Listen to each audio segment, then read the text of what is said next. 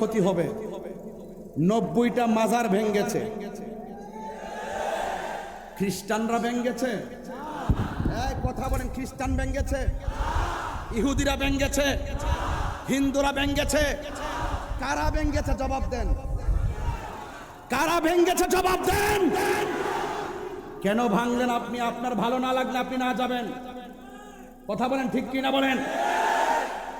আপনার ভালো না লাগলে আপনি না যাবেন। যেহেতু এই দেশের মধ্যে ইসলাম আনছেন আল্লাহর ওলিগণ, সেই আল্লাহর ওলিদের মাজার আমরা জিয়ারত করতে যাই। জিয়ারত করা সুন্নতে রাসূল, আমরা জিয়ারত করি। নবী জিয়ারতের কথা বলেছেন, আমরা ওলি আল্লাহর উসিলা করে আল্লাহর কাছে বলি। এটা কোনো দলিলের বাইরে নয়। যদি কোনো জায়গায় সরাসরি বহির্ভূত কাজ হয়, আপনার দায়িত্ব ছিল সেই সরাসরি বহির্ভূত কাজগুলোকে বন্ধ করা। মাথা ব্যথা হয়েছে, আপনার প্রয়োজন ওষুধ খাওয়া। মাথা ব্যথা হয়েছে বলেই গলা কেটে ফেলে দিবেন না। কোনো মাজারে যদি অসামাজিক কাজ হয় আমরা প্রতিহত করব।